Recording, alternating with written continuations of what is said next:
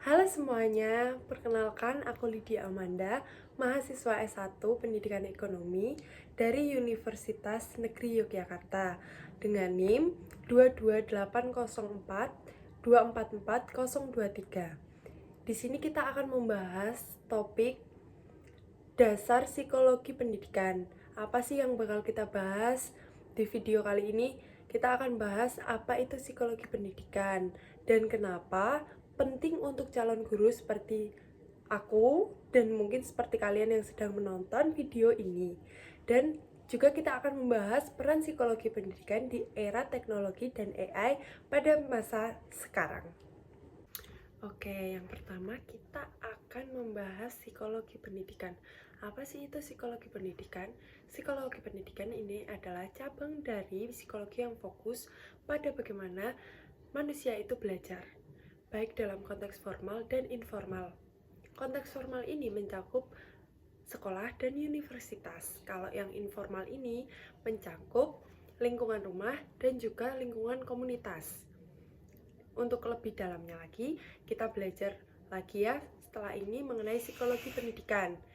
Selanjutnya yaitu ada 4 elemen inti pada psikologi pendidikan. Yang pertama itu ada proses belajar.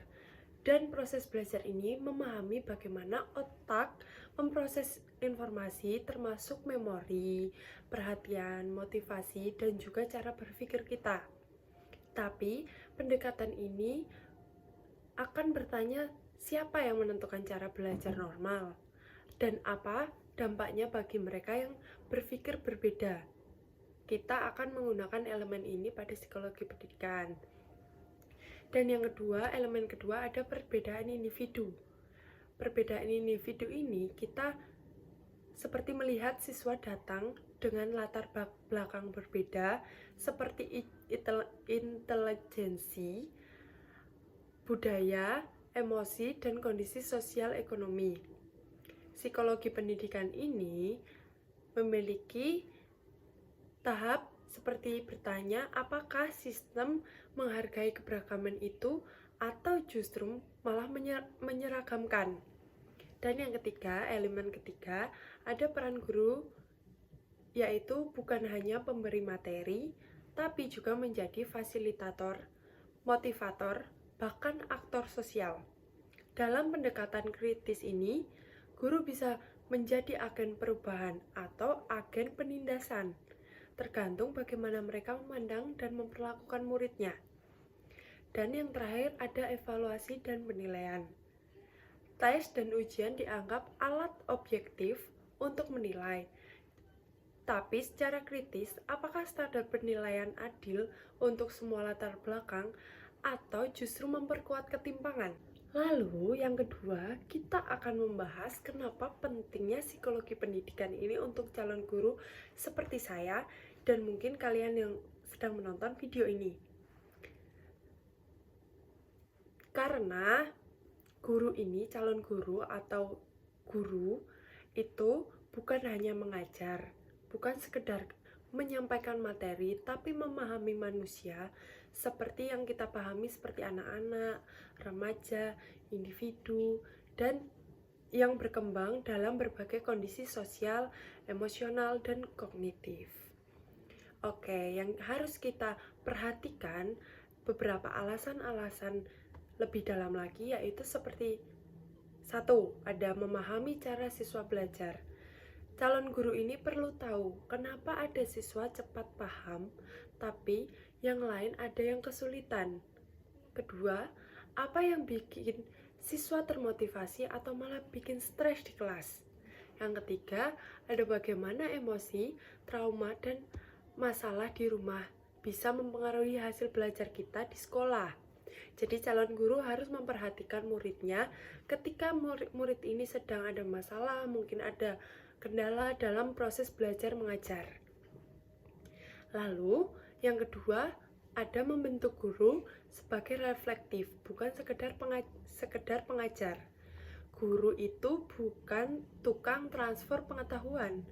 Calon guru itu harus mampu membaca kelas secara sosial, siapa yang tersisih dan siapa yang dominan. Dan juga calon guru ini harus mempunyai empati dan kesadaran terhadap latar belakang siswa, seperti perbedaan etnis, kelas sosial, dan juga budaya. Lalu yang ketiga ada menyesuaikan pengajaran dengan keunikan siswa. Setiap siswa unik dengan cara berpikir, emosi, kebutuhan khusus. Psikologi pendidikan ini membantu merancang pembelajaran diferensiatif.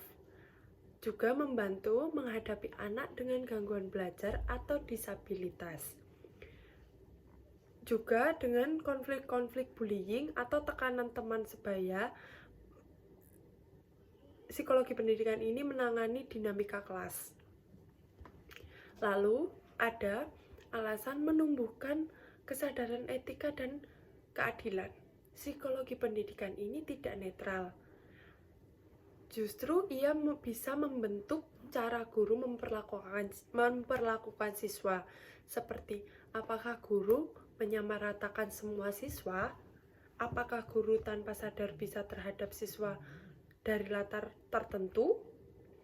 Guru yang sadar psikologi pendidikan secara kritis akan menyadari posisinya dalam struktur kekuasaan di sekolah, dan juga melawan diskriminasi, dan juga mendorong pendidikan yang memanusiakan muridnya dan juga manusia lainnya.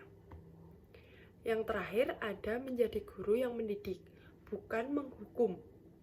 Dalam kelas, banyak guru terjebak pada pendekatan disiplin yang otoriter. Psikologi pendidikan ini mengajarkan bahwa perilaku siswa seringkali sinyal bukan sekedar nakal. Hukuman tidak selalu efektif, yang dibutuhkan adalah pemahaman dan intervensi yang tepat. Calon guru ini juga harus lebih bijak, adil, dan juga berdaya dalam menangani tantangan di setiap kelasnya. Kesimpulannya itu adalah psikologi pendidikan penting untuk calon guru. Dikarenakan apa? Dikarenakan kita sebagai calon guru harus memberi pemahaman mendalam tentang siswa dan juga membantu guru mengajar dengan empati dan keadilan, mendorong guru berpikir kritis soal peran dan dampaknya dalam sistem pendidikan. Lalu, yang terakhir kita akan membahas peran psikologi pendidikan di era teknologi dan AI. Peran psikologi pendidikan di era teknologi dan AI ini memiliki beberapa subbab yang harus kita bahas, yaitu yang pertama, menjaga kemanusiaan dalam pendidikan yang terdigitalisasi. Teknologi bisa bantu belajar jadi lebih cepat, efisien, dan personal. Tapi psikologi pendidikan ini hadir untuk memastikan bahwa setiap siswa tetap dipahami sebagai manusia, bukan sekedar data atau pengguna platform.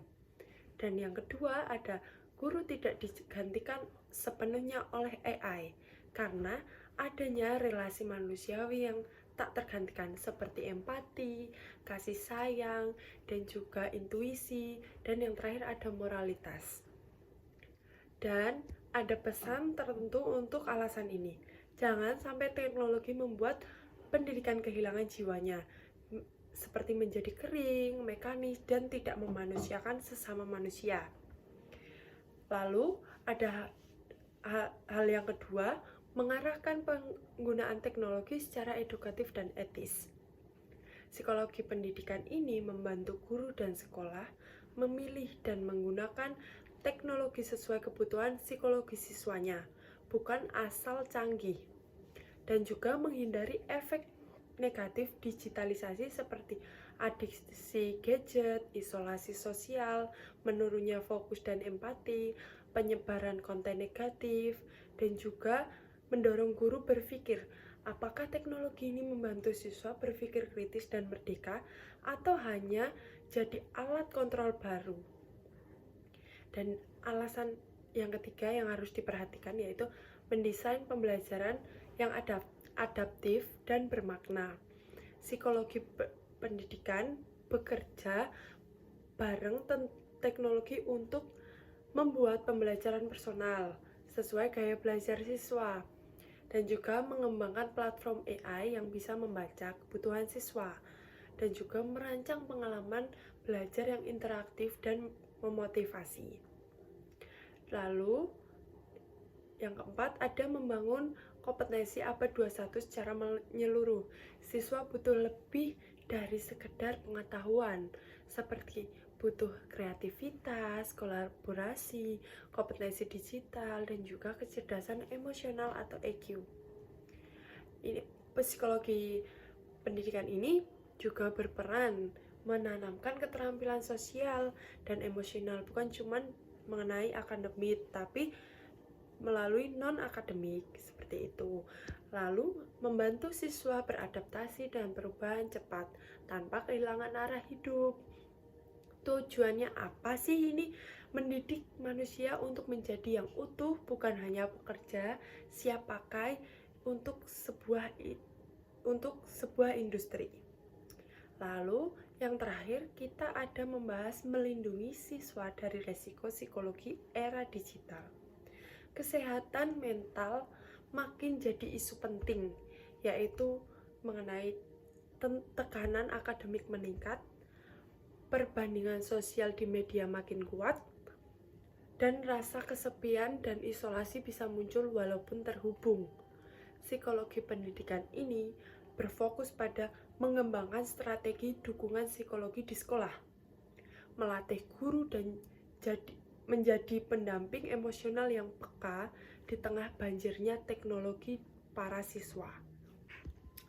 Ada juga kesimpulan untuk psikologi pendidikan di era teknologi dan AI yang mempunyai peran menjaga nilai-nilai kemanusiaan, mengarahkan pemanfaatan teknologi secara etis, mendesain pembelajaran yang relevan dan personal, membangun kecerdasan emosional dan sosial, melindungi siswa dari dampak negatif digital. Dan di materi yang era digital ini mempunyai pesan seperti teknologi adalah alat psikologi pendidikan, memastikan alat itu digunakan untuk memerdekakan, bukan mengendalikan siswa atau manusia lainnya. Kesimpulan akhirnya adalah psikologi pendidikan ini adalah sebuah fondasi penting bagi guru pada masa sekarang. Psikologi pendidikan ini sangat membantu membentuk guru yang peka terhadap keberagaman, kritis terhadap sistem, adaptif terhadap zaman, dan tetap memanusiakan dalam setiap proses belajar mengajar. Tanpa pemahaman psikologi pendidikan ini, guru bisa menjadi pengisi kepala. Dan dengan pemahaman psikologi pendidikan ini, guru menjadi penyentuh hati dan penggerak akal. Oke, materi sudah selesai.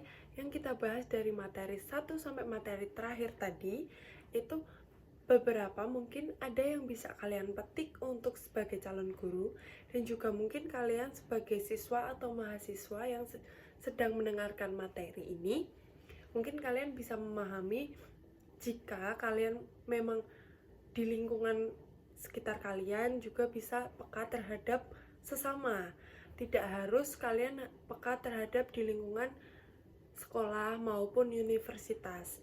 Jadi di lingkungan ini, di lingkungan kita hidup ini, kita tetap harus peka satu sama lain dan juga memanusiakan satu sama lain agar saling menghargai dan juga saling memberikan timbal balik yang baik untuk sesama kita. Begitu. Oke, berikut yang sudah saya sampaikan di video edukasi kali ini. Semoga bermanfaat bagi kalian yang menonton dan juga bermanfaat untuk sekitar kalian dan kehidupan kalian sehari-hari. Jadi, terima kasih dan mohon maaf jika ada salah-salah kata atau mungkin salah penyampaian materi. Mohon maaf dan terima kasih sudah menonton. Terima kasih. Bye-bye.